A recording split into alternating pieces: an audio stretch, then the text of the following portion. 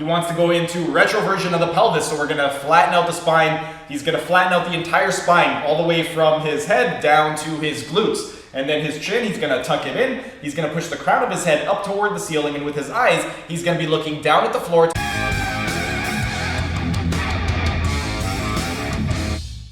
Hey everyone, thanks for tuning in. Steven here with Team Euphoric, and today I'm joined by Michael from One Body, and today we are going to be demonstrating the top 5 ELDOA exercises for low back pain.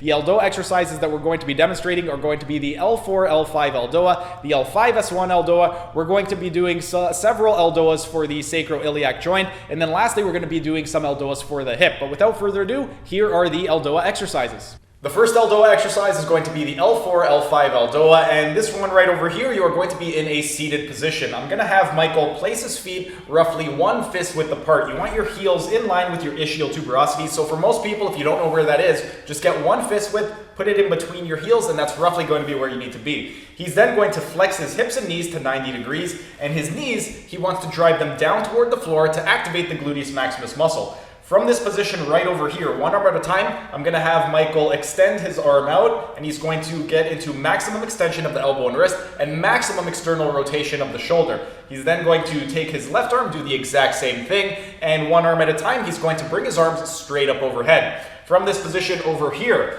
once all that is set up, he wants to go into retroversion of the pelvis, so we're going to flatten out the spine. He's going to flatten out the entire spine all the way from his head down to his glutes. And then his chin, he's going to tuck it in. He's going to push the crown of his head up toward the ceiling. And with his eyes, he's going to be looking down at the floor to put the dura mater under tension. And then all these points of contact, he wants to maintain that for 1 minute. So the knees are pushing down to the floor. The spine is staying nice and tall. He's pressing up with the palms, up with the palms. He's getting the arms up in line with the ears, making sure that they're in line with the shoulders.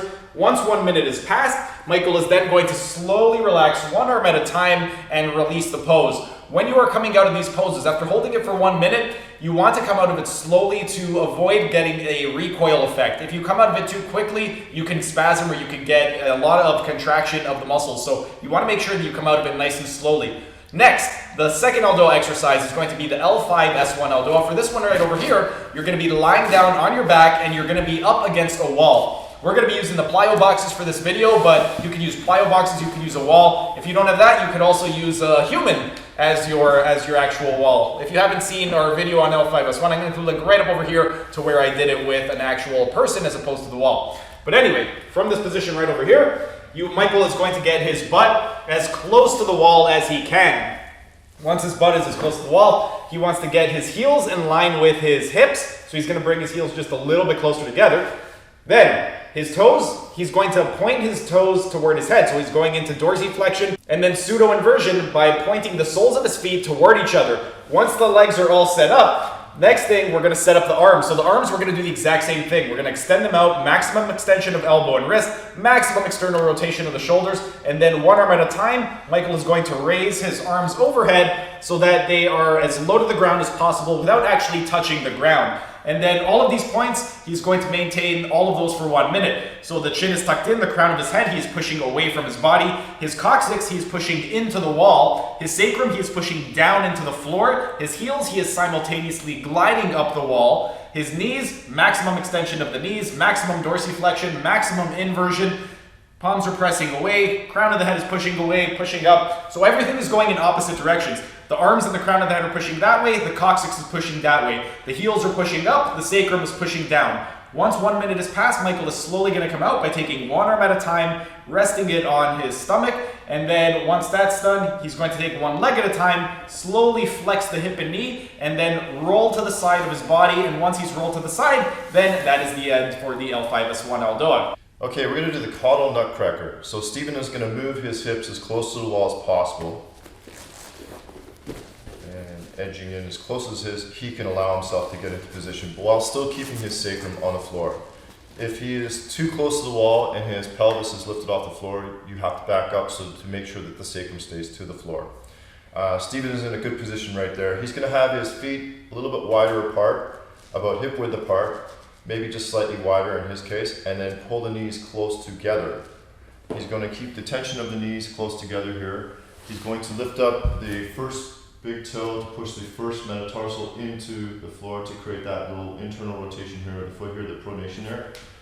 He is going to now push his sacrum into the floor to keep retroversion of the pelvis. He's going to have his eyes looking in through the legs to create dural tension stretch here.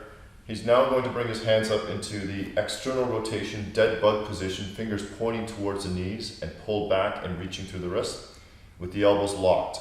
He's going to slowly track back as he keeps his back flat to the floor, one arm at a time behind, reaching, and then the other arm reaching, and eyes still looking through the legs to create that dural tension. Relax the jaw. He's going to push his sacrum to the floor and knees together. He's going to push the first metatarsals into the wall. He's going to hold this for 1 minute as he maintains breathing with a relaxed jaw. He's going to keep pushing, reaching the tension with the hands and pushing the sacrum into the floor and pulling the knees together. And when he's coming out of this after the 1 minute, he's going to slowly release one arm at a time. That was the Caudal Nutcracker, ELDOA. Okay, so Stephen is in the perfect position to do the Cephalic Nutcracker. Again, his hips are as close to the wall as possible, his sacrum is into the floor. This time he's going to bring his feet together and he's going to push his knees wider apart. He's going to lift the big toe just gently to push the first metatarsal into the wall as much as you can to secure the navicular joint into internal rotation. He's going to push his sacrum down. He's going to get his eyes to look through the legs to create dural tension through here. He's then going to take his hands up in the dead bug position by rotating the fingers towards the knees to create more myofascial tension, pulling down as much as he can. Once he's set, he's going to take one arm back at a time, reaching, reaching, reaching, and then the next arm, keeping the back flat and heavy, keeping the sacrum glued to the floor, pushing the first metatarsal into the wall. Control the breathing, relax breath with the nose and relaxing the jaw, and maintain the breathing rhythm, relaxed as you push, reaching, reaching, pushing that first joint after the big toe into the wall, the knees wide apart, sacrum into the floor, crown of the head reaching to the other side of the room, push the sacrum into the floor, eyes looking through the legs, reaching the hands. After the minute, Stephen is gently going to break down one arm at a time. Very carefully to break it down slow, not to recoil when you come out of the exercises of any of the ELDOAs. And that was the Cephalic ELDOA Nutcracker. Okay, we're going to do the SI joint ELDOA. Stephen is gently going to lie back onto the elbows. He's going to maintain a nice erect spine even though he's in an inverted position. He's going to keep his chin tucked, looking towards the ceiling and then looking down towards the toes to create that dural stretch. He's going to very gently bend his left leg, place his foot flat here, just slightly wider than hip. He's going to open up the right leg and he's going to start to pull the foot back into dorsiflexion. He's going to maintain retroversion of the pelvis as he does that. He's going to turn his big toe into pseudo-inversion. And from this point on now, Stephen is going to start to reach his heel away from his pelvis, keeping the retroversion of the pelvis, pushing the sacrum to the floor, eyes looking about 5 feet in front of him and down. He's really pulling the toe back into dorsiflexion and pseudo-inversion by turning the big toe in and reaching the heel away from the pelvis. Lift the big toe of the left foot to secure the first metatarsal of that foot and reaching this heel away. Maintain the breathing, relaxed breathing, push the sacrum into the floor into retroversion, reaching the heel away, pull the toe back, turn it in. And when he comes out of this, he's going to slowly unwind from this leg first, relax the foot, then bend, and then slowly make his way up to a seated position. And that is the SI joint ELDOA. The fifth ELDOA exercise is going to be the ELDOA for the hip, and there's two variations for this one. We have the internal coxofemoral ELDOA, and we have the external coxofemoral ELDOA. The first one is going to be the internal, and for this one, we are going to get into a half kneeling position. So Michael's going to get into the position as though you are in the bottom of a lunge. From this position right over here, what I'm going to have Michael do is to create as much myofascial tension as possible in the lower body. He is going to raise the toe, he's going to collapse the arch, he's going to go into external rotation of the tibia, internal rotation of the femur, retroversion of the pelvis, and then what he's going to do from here is take his arms out, his arm that is the leg that is not working, which is the knee that's on the floor, that arm he is going to raise up overhead. He's going to go into maximum extension of elbow and wrist, maximum external rotation. The side that we are working, so the knee that is up, that is the actual hip that we are doing the ELDOA for. With that one right over there, the arm is going to be in maximum extension of elbow and wrist, maximum external rotation, but it's going to be pointing away from his body. So it's going to be parallel to his femur. From this position right over here, the chin is tucked in, the crown of the head is pushing up toward the sky. And then the main thing that you want to focus on with the hip ELDOA is you want to imagine that you are driving your knee forward as though somebody is tugging on your knee, but you want to do that without allowing your sacrum to move forward. So I'm going to place my hand on Michael's sacrum, and I want him to push forward with the knee without allowing the sacrum to come away from my hand. Everything else, he wants to maintain those contacts. So he's going to push with his palm. So he's pushing with the palm into my finger, pushing with the knee into my finger. He's maintaining the retroversion of the pelvis and the flat spine, keeping the chin tucked in, crown of the head up, arm up, arm up, arm up. And with his eyes, he's looking down to put the dura mater under tension. This is for the internal coxofemoral ELDOA. And then the external coxofemoral ELDOA is very similar, but Michael's going to slowly come out of it, not to recoil. And for the external coxofemoral ELDOA, the main difference is going to be the positioning of the working leg. For the internal, we had the leg straight across. For the external, we are going to bring the femur out to the side. So you are bringing your thigh into horizontal abduction.